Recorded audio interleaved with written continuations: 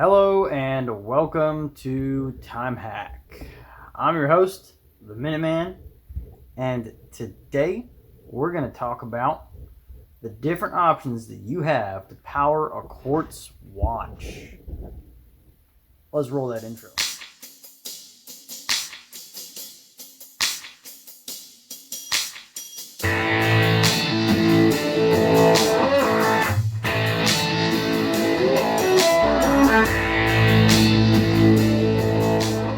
Okay guys, thank you again for checking out this video. If you could like, share, subscribe, and comment, as well as hit that bell icon so you know when the next time I drop some great horological content for you guys, I'd really appreciate it.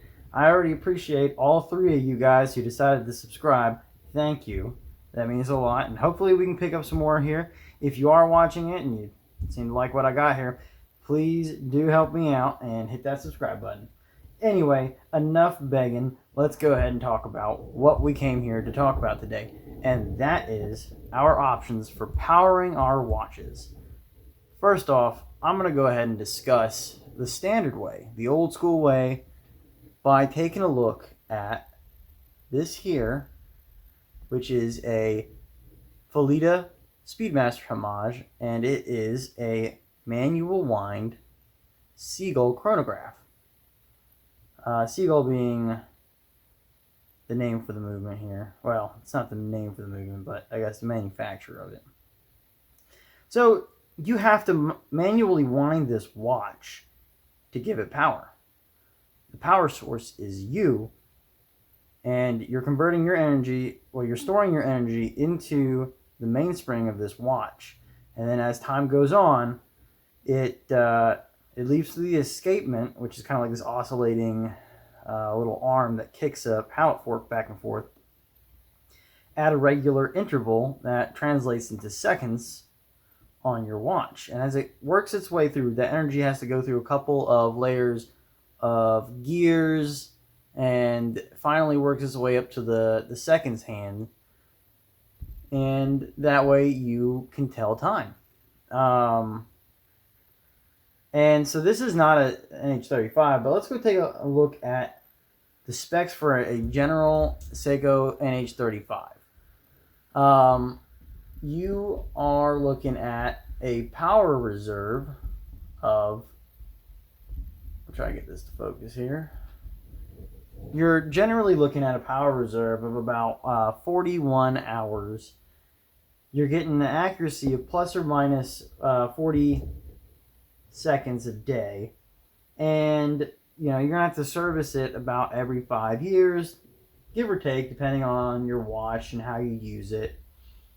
And I think we'll find a certain convenience factor that comes with these quartz pieces that we're going to discuss. Now, I, like most watch nerds, would prefer a mechanical movement. I like having the interaction with my watch. I like the aspect the power source is coming from me. But there is a convenience factor that comes with these quartz movements, particularly service intervals and power reserves, as well as accuracy. So let's go ahead and discuss the three options that we have. We have non-rechargeable batteries, we have solar rechargeable, we have induction charging, which is kind of the method that we see with our phones and our smartwatches. And then we have a kinetic power source. So we're going to go talk about those, starting with the non-rechargeables. So here before us we have a Bulova Lunar Pilot, and this requires a non-rechargeable battery. Your standard button type battery. And with this particular movement, this is Bulova's ultra high frequency, high accuracy quartz movement. And we're looking at an accuracy of plus or minus 10 seconds a year. So not a day, but a year, which is pretty remarkable, especially if you look at that Seiko NH35 that's got plus or minus 20 to 40 seconds a day. You're looking at power reserve about 3 years. So every 3 years, you're going to have to chuck out that button battery and replace it with a new one. So the accuracy here is coming from the fact that this vibrates at 226 kilohertz, which is pretty impressive. You got a service life of about 10 years, and we'll hold that as a constant across all of our quartz pieces here. Let's go ahead and take a look at that solar option right here in the form of a Save the Oceans chronograph here. I am personally a big fan of the Save the Oceans series from Seiko. I love blue, I love the dial, but we're not here to talk about this watch in particular. We're talking about the power source. So if you look at a solar watch, generally speaking, you're going to get a long power reserve out of them. So for this particular watch, it's stated that you could put this in a dark drawer for 6 months and it should still be running at the end of your 6 months.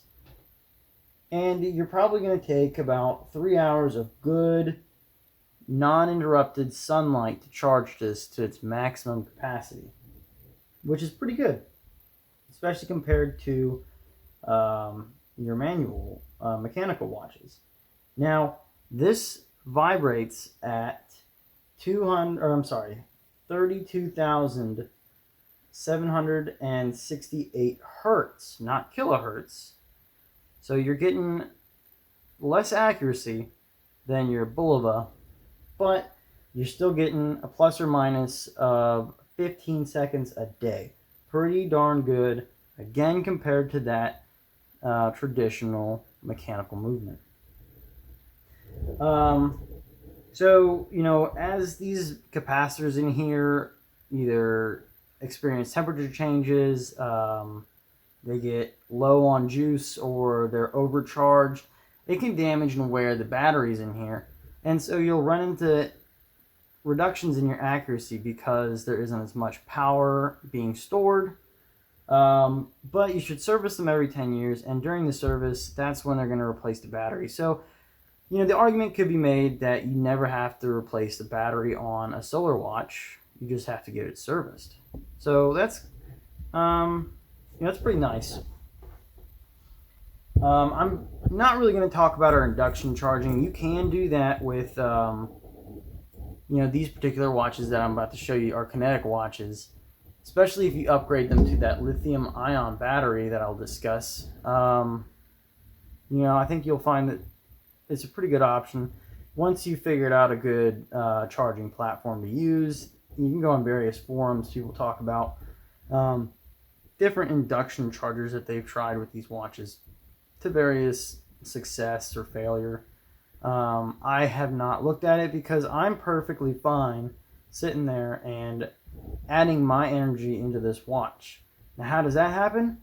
This is essentially a hybrid quartz mechanical movement.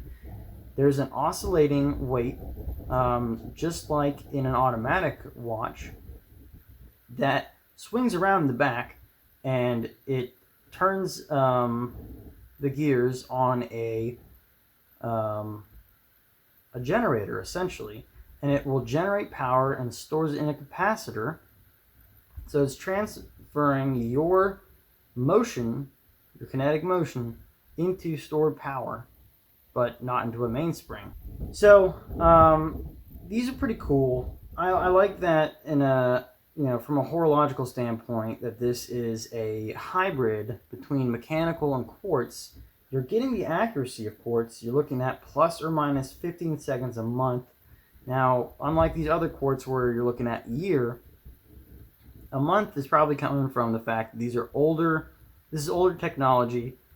The capacitors, if they aren't replaced, you're going to run into those issues of it not holding enough charge to be accurate. However, all right, so let's say you pick up one of these watches. Now, I've got my AGS Flightmaster here. These are both watches of the 90s. And let's say you pick them up, you import them from Japan, as these are domestic only pieces. I had to get mine from Japan. And they've never been serviced. So they still have the stock Seiko capacitor in there. You're looking at, at best, 1 to 7 days charge. which is still impressive given the fact that a Seiko NH35 is running 41 hours power reserve. However, you know, the capacitor is probably good for every 4 years. You probably should change it out. If you upgrade it to a lithium-ion battery, you're looking at about 10 years life for that battery. And if you go for a really good high-end one, you could see anywhere between a month to 4 years battery capacity on there, which is amazing. So on the high end there, you could be looking at having a power reserve that is almost as long as the service interval on a mechanical watch. And, you know, this, just like any other quartz, I would argue needs to be serviced every 10 years. I unfortunately don't know the service history of my AGS Kinetics here. This is my Flightmaster, and I'm in love with this. It's a GMT. Both these watches are titanium and are from an era where Seiko had a lot to prove, so they put in a lot more quality for a lot less money. So, you know, I'm not going to say it's Grand Seiko quality. I've never experienced a Grand Seiko, but you are getting a fair amount of watch for your money. Now, you're still kind of getting an ugly, stuttering tick of the seconds hand on these watches, but that's quartz. But because this is that hybrid movement and it's so horologically significant in, you know, the strides that we've made as a species as far as telling time, these are immensely important. And so I'm willing to overlook that not very smooth running seconds hand. Obviously, I'm a watch fanatic, so I prefer the mechanical sweep of a traditional watch, but I can't help but love the Kinetic line from Seiko. So, you know, you've got pluses and minuses for all the different options here. You know, you could be looking at, you know, having to spend money on always putting in new batteries, but you get the best accuracy out of the Bulova. Or you could look at, you know, potentially not ever having to replace a battery and get yourself a solar. Or if you're a nerd and you can appreciate the engineering and the, I'm going to say, corporate courage it took to go ahead and put out this hybrid movement, take a risk, and unfortunately didn't pan out for Seiko on this, but, you know, it's still important. And Seiko being one of the first people to produce a commercially viable quartz piece, I mean, who better to own a quartz piece from? Who's more horologically significant in quartz than Seiko? Alright, I think I've probably gone on a little too much about my love for these Seikos. I'm going to go ahead and wrap it up here. Always ready, always there. Minuteman, out.